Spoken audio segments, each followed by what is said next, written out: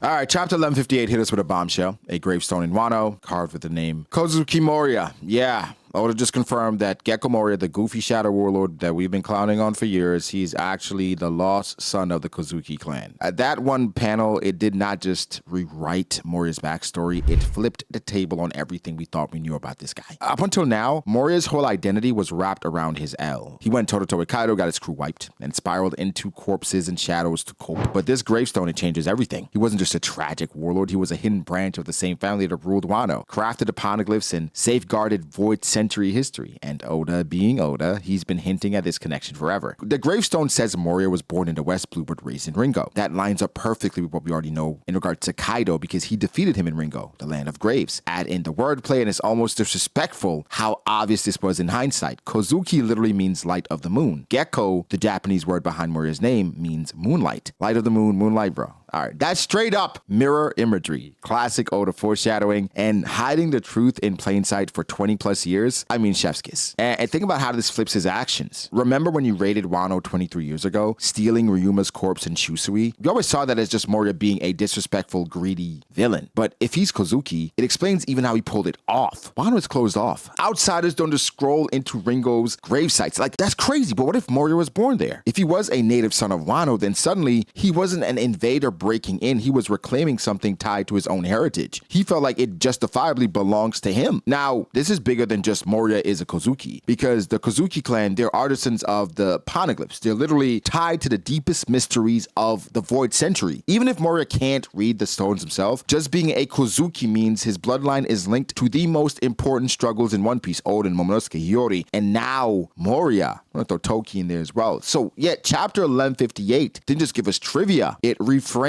Gecko Moria completely. He's not just a failed warlord hiding on Thriller Bark. He's a fallen Kozuki, a shadow whose reach extends from the graves of Wano all the way to the final saga. Now, looking back, Moria's history doesn't feel like random villain moves. It feels like the story of a Wano native trapped by blood and circumstance. Because take his most infamous act, stealing the corpse and the blade. In chapter 450, when Oda revealed Moria had Ryuma's body on Thriller Bark, it was insane. Like, how in the world does this goofy warlord manage to rob the tomb of Wano's most legendary samurai? Outsiders aren't even supposed to breathe near Ringo's graves, let alone take their national treasure. But if Moria was Kozuki born and raised in Ringo, it subtly tracks. He didn't stumble into some forbidden tomb. He knew the land. He had to claim. What looked like pure desecration at the time now feels like desperation. A fallen son of Wano trying to weaponize his greatest protector for a fight he could not win alone. It reframes it. And it wasn't just Ryuma. Remember that zombie army of Wano swordsmen on Thriller Bark? That never made sense. Why would this West Blue pirate have access to so many Wano corpses? Well, the answer's simple. He didn't need to break in. He was returning home. Those weren't random corpses to him. They were his countrymen. His army wasn't a flex of villainy. It was a twisted reflection of Wano's fallen, dragged back into the fight by one of their own. Creepy, absolutely, but also tragic when you see it through the Kozuki lens. Even his look in the Kaido versus Moria flashback, it feels different now. His outfit wasn't just some edgy drip. It straight up resembled a Wano gang boss, like Ashura Doji and his band of outlaws in chapter 920. This detail, it screams that Moria probably had his own faction inside Wano's underworld, and not just pirates for profit, but ruffians rallying against Kaido's rise, which means his clash with Kaido wasn't just some random ego trip. It was war. His war for Wano, whilst Oden was twerking in the streets. And here's where the power scaling gets wild, because I'm one of the people who love to downplay Moria because of how bad he looked in Thriller Bark, which honestly, in hindsight, when you go back, Moria's pretty damn strong. I think Marineford killed it. Marineford, that's,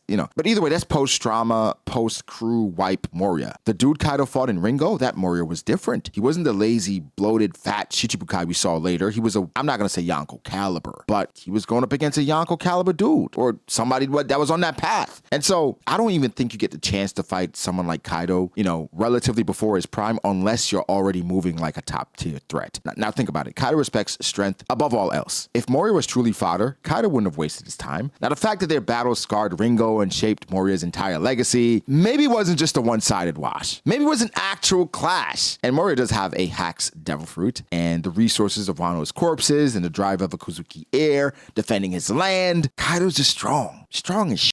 dead. And so I'm not the biggest fan of Moria, but now that infamous defeat in Ringo, it hits way harder. It does. For years, the narrative was Moria bit off more than he could chew and Kaido stomped him. But if he was fighting as a Kozuki, it wasn't just another pirate rivalry. It was the start of Wano's fall. Moria might have been one of the first people truly to see the danger Kaido posed, not just to pirates, but to the entire country. His loss didn't just erase his crew, it erased one of Wano's earliest lines of defense. So when you put it all together, Moria isn't just some washed up warlord obsessed with corpses. He's the tragic son of Ringo, a failed protector of Wano, a Kozuki who fought shadows his whole life, both literally and figuratively, because in the world of the living, he could never beat Kaido. Again, him being a Kozuki doesn't just rewrite his past. It forces us to rethink his place in one of One Piece's biggest themes, inherited will. The Kozuki family has always stood as guardians of history, keepers of the poneglyphs, protectors of Wano's dawn. Oden carried that torch when he read the stones and guided Roger. Momonosuke and Hiyori are carrying it now in their own ways, and if Moria really is Kozuki, then he carried too that same weight, the will of the family bound to Wano's future. But here's where things get a bit messy, because Moria's path, it's split from Oden's. Oden fought openly, smiling in the face of death, remembered as Wano's greatest martyr. Moria fought too, but after losing everything, he fell into shadows and corpses. Instead of dying a hero, he survived as something twisted, and that makes him a fascinating mirror to Oden. Both recognized Kaido as a threat. Both stood against him, but where Oden's death, that immortalized him, Moria's survival, it damned him. He became a joke to a lot of the world, right? His zombie army and obsession with corpses, that's just a corrupted version of Kozuki will, a desperate attempt to keep Wano fighting, even if it meant fighting with the dead. At what point is enough enough? At what point do you go from championing and somehow using the last will of your fallen comrades to desecrating and stomping on their will and their legacy? And then there's the question of knowledge. If Moria's Kozuki bloodline ran true, did he know about the clan's connection to the poneglyphs? Could he even read them himself? Oda has not confirmed it, but the possibility is enough to, I think, in regard to importance, elevate him. Suddenly, Moria isn't just a washed-up warlord with a hack's devil fruit. He is someone tied directly to the Void Sentry, the very thing the world government has been trying to bury. And if that's the case, then Blackbeard's interest in him after the Marineford War, it makes way more sense. Teach doesn't just chase people for no reason. A Kozuki with shadow powers, that's basically a cheat code for someone like Blackbeard. Now let's talk motivation. Because people, me sometimes, love to clown on Moria for being reckless when he challenged Kaido, but think about it from this angle. If he'd been traveling the seas, hearing whispers of the Rocks pirates, and he saw Kaido's monstrous potential, what was he supposed to do? Wait until Kaido turned Wano into a factory nation, or strike first? His decision seemingly wasn't just pride. It was patriotism. A Kozuki seeing danger on the horizon and gambling everything to stop it. And when he lost, that wound didn't just scar him, it scarred Wano's fate as well. So what does that make him? A patriot carrying the Kozuki will, or a tyrant who betrayed it? Honestly, he's both. His bloodline, it tied him to the light of the moon, but he chose to fight from the shadows, right? He fought for Wano, but in losing, he sank so deep into darkness that he became a parody of the hero he was meant to be. And yet, in One Piece, even shadows carry will. Moria's legacy as a Kozuki means his story is not finished. His shadow still lingers over Wano, and it might just stretch into the dawn Oden dreamed of. With the reveal of Moria's Kozuki identity, his stock in the final saga just went through the roof. For years, Gekko Moria was written off as a one-off villain, Villabark's creepy warlord, a Shichibukai who clowned around with zombies, but now he's suddenly a figure who with blood ties to Wano's deepest history, and that experience could make him pivotal in the ultimate clash against Blackbeard. Think about it, Blackbeard thrives on stealing powers and knowledge, and Moria has both. The Kage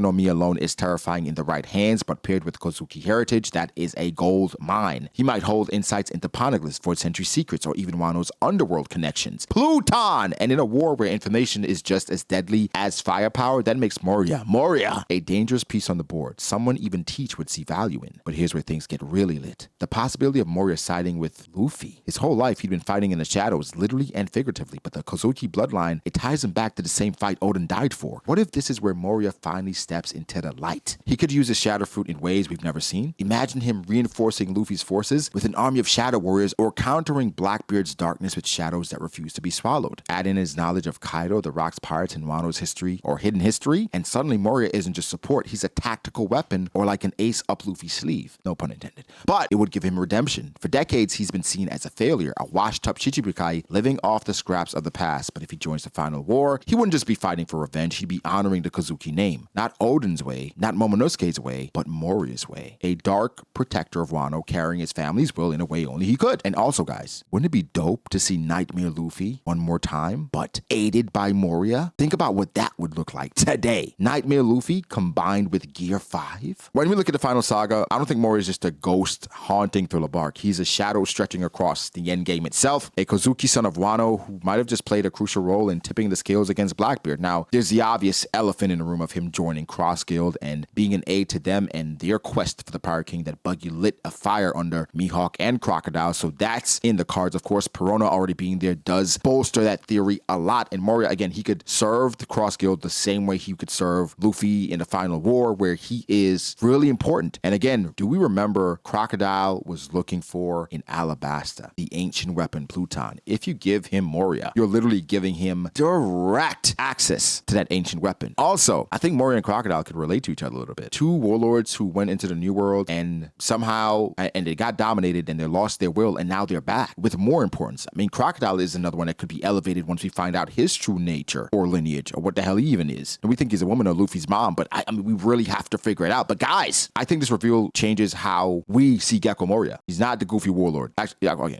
he's still the goofy warlord, right? That got clapped by Kaido. But now he's a Kozuki, right? And he's a fallen hero based on perspective, failed protector, and maybe, just maybe, a key player in the final saga. Give me your thoughts. How do you guys feel about it? Moria being somewhat redeemed. Does it work? Does it fit? Does it feel good? To me, it does, right? So like the video, subscribe, make sure to follow me on Twitter at BrogDAce, follow me on Instagram, brogdy.ace. Thank you to my patrons. I appreciate you guys all so much. Again, guys, like the video, and we'll catch you guys in the next one. Peace.